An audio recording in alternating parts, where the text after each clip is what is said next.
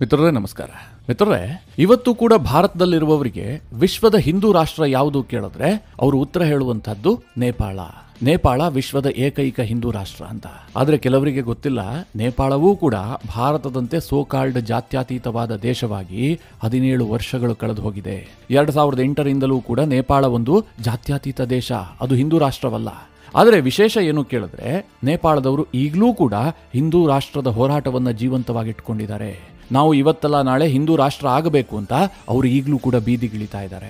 Very interesting ವಿಚಾರ ಏನು ಕೇಳಿದ್ರೆ, ಅಲ್ಲಿ ಪದಚ್ಯುತಗೊಂಡಂತಹ ಹಿಂದೂ ರಾಜನಿಗೆ ಮತ್ತೆ ಪಟ್ಟಾಭಿಷೇಕ ಮಾಡಬೇಕು, ಅಲ್ಲಿ ಹಿಂದೂ ರಾಜಪ್ರಭುತ್ವ ಪುನಃ ಸ್ಥಾಪನೆಗೊಳ್ಳಬೇಕು ಅಂತ ಅವರು ನಿರಂತರವಾಗಿ ಹೋರಾಟ ಮಾಡ್ತಾ ಇದ್ದಾರೆ.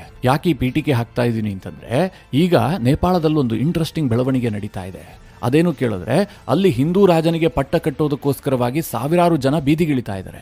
ಹಾಗೆ ಬೀದಿಗಿಳಿದು ಹೋರಾಟ ಮಾಡ್ತಿರುವಂತವರು ಕೈಯಲ್ಲಿ ಉತ್ತರ ಪ್ರದೇಶದ ಮುಖ್ಯಮಂತ್ರಿ ಯೋಗಿ ಆದಿತ್ಯನಾಥ್ ಅವರ ಪೋಸ್ಟರ್ಗಳನ್ನ ಕೈಯಲ್ಲಿ ಹಿಡ್ಕೊಂಡಿದ್ದಾರೆ. ಯೋಗಿ ಆದಿತ್ಯನಾಥ್ ಹಾಗೂ ನೇಪಾಳದ ಮಾಜಿ ರಾಜ ಜ್ಞಾನೇಂದ್ರ ಅವರ ಫೋಟೋಗಳು ಎಲ್ಲರ ಕೈಲೂ ರಾರಾಜಿಸ್ತಾ ಇದೆ. ಇದು ಸಾಕಷ್ಟು ವೈರಲ್ ಕೂಡ ಆಗ್ತಾ ಇದೆ.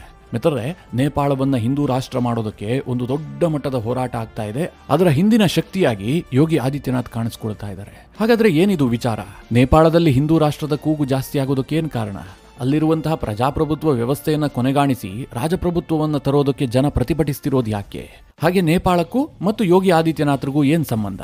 ಈ ವಿಚಾರವಾಗಿ ಒಂದಷ್ಟು ಇಂಟ್ರೆಸ್ಟಿಂಗ್ ಮಾಹಿತಿಯನ್ನ ಈ ವಿಡಿಯೋದಲ್ಲಿ ನಿಮಗೆ ನೀಡುವಂತಹ ಪ್ರಯತ್ನ ಮಾಡ್ತೀನಿ.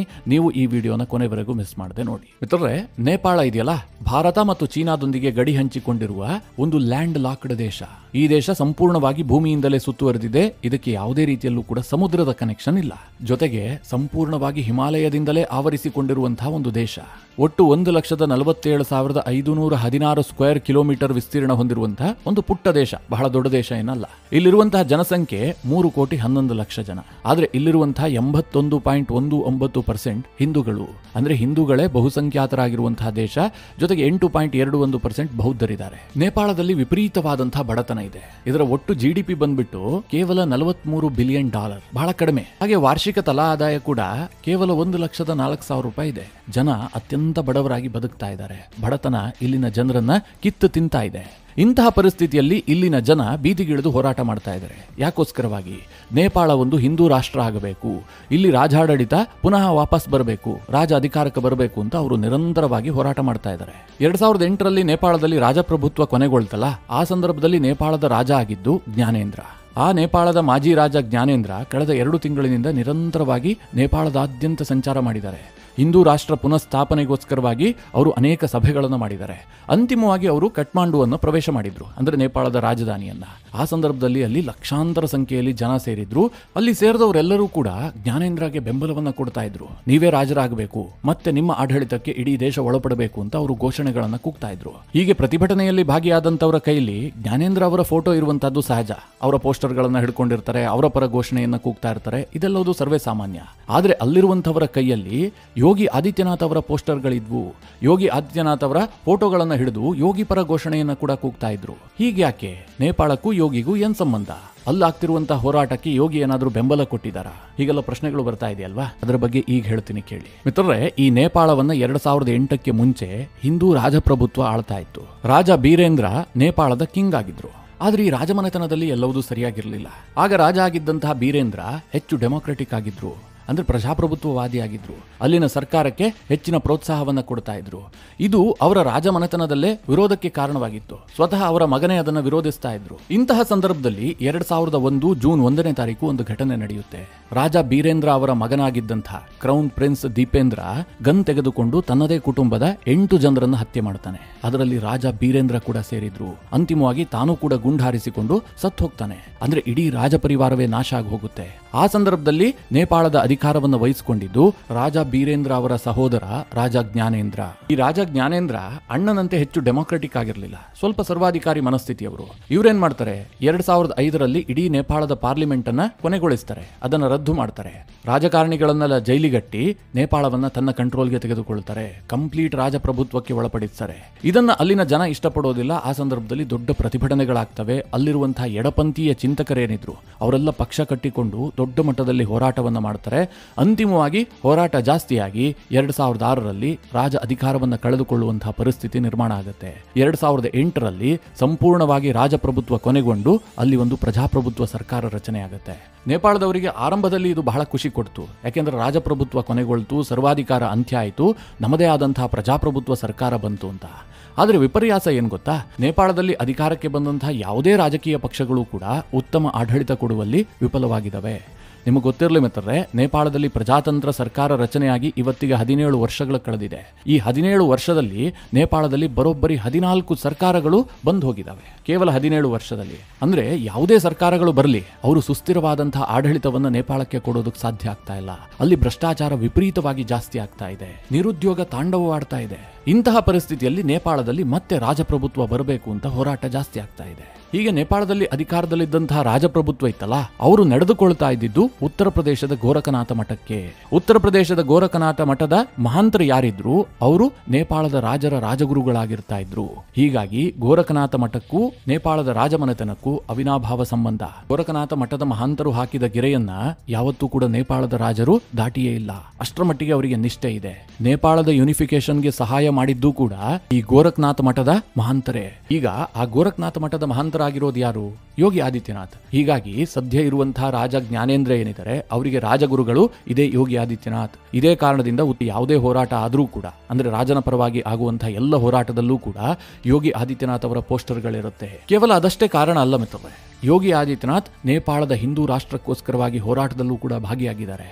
ಯೋಗಿ ಆದಿತ್ಯನಾಥ್ ಯಾವಾಗ ಮುಖ್ಯಮಂತ್ರಿ ಆದ್ರೋ ಆ ಸಂದರ್ಭದಲ್ಲಿ ನೇಪಾಳಕ್ಕೆ ಭೇಟಿ ಕೊಟ್ಟಿದ್ರು.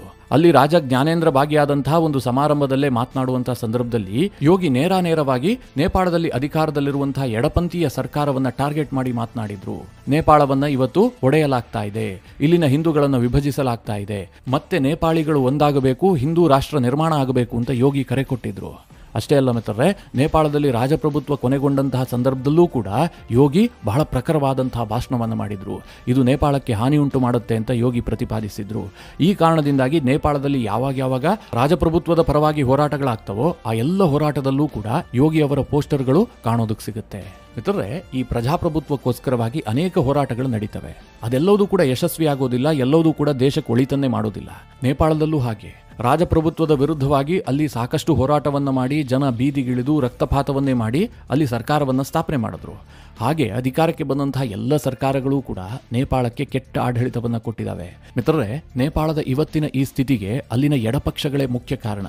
ಯಾಕಂದ್ರೆ ನೇಪಾಳದಲ್ಲಿ ನಿರಂತರವಾಗಿ ಅಧಿಕಾರಕ್ಕೆ ಬರ್ತಾ ಇರುವಂತವರೇ ಎಡಪಕ್ಷಗಳು. ಇವರು ಚೀನಾದ ಕಮ್ಯುನಿಸ್ಟರಿಂದ ಪ್ರಭಾವಿತರಾದಂಥವರು. ಇವರೇನ್ ಮಾಡಿದ್ದಾರೆ ಅಂತಂದ್ರೆ ಇಡೀ ನೇಪಾಳವನ್ನ ಜಾತ್ಯತೀತ ತತ್ವದ ಅಡಿ ಕಟ್ಟೋದಕ್ಕೆ ಹೊರಟಿದ್ದಾರೆ. ಆದರೆ ಇವರ ತತ್ವ ಸಿದ್ಧಾಂತಗಳು ಕೇಳೋದಕ್ಕೆ ಚೆನ್ನಾಗಿರುತ್ತೆ, ಭಾಷಣಗಳಿಗೆ ಬಹಳ ಉತ್ತಮ ಅಂತ ಅನಿಸುತ್ತೆ. ಇವರ ಭಾಷಣವನ್ನ ಕೇಳಿದ್ರೆ ಬಹಳ ಅದ್ಭುತವಾಗಿ ಅನಿಸುತ್ತೆ. ಇವರೆಲ್ಲರಿಗೂ ಸಮಾನತೆಯ ಬಗ್ಗೆ ಪಾಠ ಮಾಡ್ತಾರೆ, ಎಲ್ಲರೂ ಅಭಿವೃದ್ಧಿ ಆಗಬೇಕು, ಬಡತನ ನಿರ್ಮೂಲನೆ ಆಗಬೇಕು, ಸಂಪತ್ತಿನ ಸಮಾನ ಹಂಚಿಕೆ ಆಗಬೇಕು, ಈ ಥರ ಎಲ್ಲ ಬಹಳ ಅದ್ಭುತವಾಗಿ ಭಾಷಣ ಮಾಡ್ತಾರೆ. ಇವರು ಶ್ರೀಮಂತರ ವಿರೋಧಿಗಳು, ದೇಶದಲ್ಲಿ ಯಾರೂ ಶ್ರೀಮಂತರಿರಬಾರ್ದು ಅಂತ. ಅಂದ್ರೆ ಇಡೀ ದೇಶವನ್ನ ಬಡ ಭಿಕ್ಷುಕ ದೇಶವನ್ನಾಗಿ ಮಾಡುವಂತಹದ್ದೇ ಇವರ ಗುರಿಯ ಅನ್ನುವಂತಹ ಪ್ರಶ್ನೆ ಉದ್ಭವಿಸುತ್ತೆ. ಜೊತೆಗೆ ಇವರ ಜಾತ್ಯತೀತ ತತ್ವದ ಡೊಂಗಿತನ ಇದೆಯಲ್ಲ, ಇದು ಬಹುಸಂಖ್ಯಾತರನ್ನ ಬಹಳ ಹಾನಿ ಮಾಡುತ್ತೆ. ಇದಕ್ಕೊಂದು ಉತ್ತಮವಾದಂತಹ ಉದಾಹರಣೆ ಕೊಡ್ತೀನಿ. ನೇಪಾಳದಲ್ಲಿ 2011ರ ಸೆನ್ಸಸ್ ಪ್ರಕಾರ ಅಲ್ಲಿನ ಹಿಂದೂಗಳ ಸಂಖ್ಯೆ 81.30% ಇತ್ತು. ಅದು 2021ಕ್ಕೆ 81.19%ಗೆ ಕುಸಿದಿದೆ. ಹಾಗೆ ಬೌದ್ಧರ ಸಂಖ್ಯೆ 9% ಇತ್ತು ಯಾವಾಗ 2011ರಲ್ಲಿ.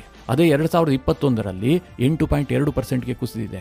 ಹಾಗೆ ಮುಸ್ಲಿಮರ ಜನಸಂಖ್ಯೆ 2011ರಲ್ಲಿ 4.4% ಇತ್ತು. ಈಗ ಅದು 5.9%ಗೆ ಏರಿಕೆಯಾಗಿದೆ. ಅಂದ್ರೆ ಮುಸ್ಲಿಮರ ಜನಸಂಖ್ಯೆ 1.5% ಜಾಸ್ತಿ ಆಗಿದೆ. ಹಿಂದೂಗಳು ಮತ್ತು ಬೌದ್ಧರ ಜನಸಂಖ್ಯೆ ಕುಸಿತ ಕಂಡಿದೆ. ಇದಕ್ಕಿಂತ ಮುಖ್ಯವಾಗಿ ಕ್ರಿಶ್ಚಿಯನ್ನರ ಜನಸಂಖ್ಯೆ 2011ರಲ್ಲಿ ನೇಪಾಳದಲ್ಲಿ ಇದ್ದಿದ್ದು ಕೇವಲ 0.1%. ಅಂದ್ರೆ ಹುಡುಕಿದ್ರೂ ಸಿಗ್ತಾ ಇರಲಿಲ್ಲ. ಈಗ ಕ್ರಿಶ್ಚಿಯನ್ನರ ಸಂಖ್ಯೆ 1.76%ಗೆ ಏರಿಕೆಯಾಗಿದೆ. ಸೂಕ್ಷ್ಮವಾಗಿ ಗಮನಿಸಿ, ಕೇವಲ 10 ವರ್ಷದ ಅವಧಿಯಲ್ಲಿ ನೇಪಾಳದಲ್ಲಿ ಕ್ರಿಶ್ಚಿಯನ್ನರ ಪ್ರಮಾಣ ಎಷ್ಟು ಜಾಸ್ತಿ ಆಯಿತು? 176 ಪಟ್ಟು ಜಾಸ್ತಿ ಆಯಿತು.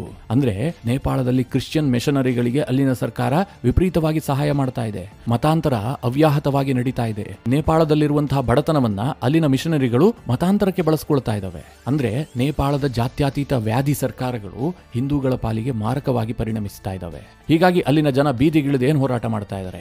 ನಮಗೆ ರಾಜಪ್ರಭುತ್ವ ಬೇಕು, ಮತ್ತೆ ನೇಪಾಳ ಹಿಂದೂ ರಾಷ್ಟ್ರವಾಗಿ ಬದಲಾಗಬೇಕು ಅಂತ ಅವರು ದೊಡ್ಡ ಮಟ್ಟದ ಕೂಗನ್ನ ಎಬ್ಬಿಸಿದ್ದಾರೆ. ಇದಕ್ಕೆ ಯಶಸ್ಸು ಸಿಗುತ್ತಾ ಈಗಲೇ ಹೇಳೋದಕ್ಕೆ ಸ್ವಲ್ಪ ಕಷ್ಟ ಇದೆ. ಯಾಕಂದ್ರೆ ನೇಪಾಳದಲ್ಲಿ ಈ ರೀತಿಯ ಹೋರಾಟಗಳು ಇದೇ ಮೊದಲೇನಲ್ಲ, 6-7 ವರ್ಷಗಳಿಂದ ನಿರಂತರವಾಗಿ ನಡೀತಾ ಇದೆ. ಆದ್ರೆ ಈಗ ಸ್ವಲ್ಪ ಜಾಸ್ತಿ ಆಗ್ತಾ ಇದೆ.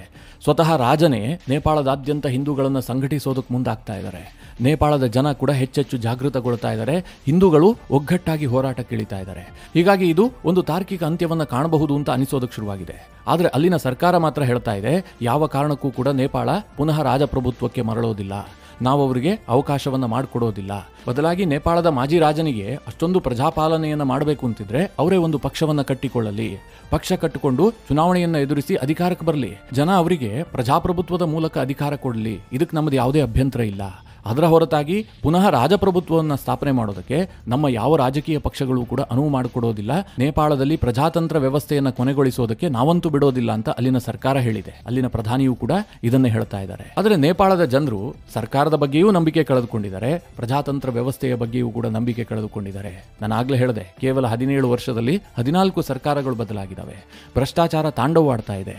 ನಿರುದ್ಯೋಗವಂತೂ ಎಲ್ಲೇ ಮೀರಿ ಹೋಗಿದೆ. ನೇಪಾಳದಲ್ಲಿ ಎಷ್ಟಪ್ಪ ನಿರುದ್ಯೋಗ ಇದೆ ಅಂತಂದ್ರೆ 18ರಿಂದ 29 ವಯಸ್ಸಿನ ಯುವಕರಲ್ಲಿ 20% ನಿರುದ್ಯೋಗ ಇದೆ. ನೇಪಾಳದಲ್ಲಿ ಪ್ರತಿ ತಿಂಗಳು ಕೂಡ 65,000 ಮಂದಿ ಯುವಕರು ದೇಶವನ್ನ ಬಿಟ್ಟು ಹೋಗ್ತಾ ಇದ್ದಾರೆ. ಅವರು ಒಂದ ಭಾರತಕ್ಕೆ ವಲಸೆ ಬರ್ತಾರೆ, ಇಲ್ಲ ಬೇರೆ ಯಾವುದೋ ದೇಶಕ್ಕೆ ಹೋಗಿ ಉದ್ಯೋಗ ಕಂಡುಕೊಳ್ಳೋದಕ್ಕೆ ಪ್ರಯತ್ನ ಮಾಡ್ತಾ ಇದ್ದಾರೆ. ನೇಪಾಳದಲ್ಲಿರುವಂತಹದ್ದು 3,11,00,000 ಜನ. ಇದರಲ್ಲಿ ಪ್ರತಿ ತಿಂಗಳು 65,000 ಮಂದಿ ದೇಶವನ್ನ ಬಿಟ್ಟು ಹೋದ್ರೆ ಯೋಚನೆ ಮಾಡಿ ದೇಶದ ಪರಿಸ್ಥಿತಿ ಯಾವ ಹಂತದಲ್ಲಿದೆ, ಎಷ್ಟರ ಮಟ್ಟಿಗೆ ನಿರುದ್ಯೋಗ ಇದೆ, ಬಡತನ ಇದೆ ಅಂತ. ಇದು ಯಾವುದನ್ನು ಸಂಭಾಳಿಸೋದಕ್ಕೆ ಅಲ್ಲಿನ ಸರ್ಕಾರದ ಕೈಲಾಗ್ತಾ ಇಲ್ಲ.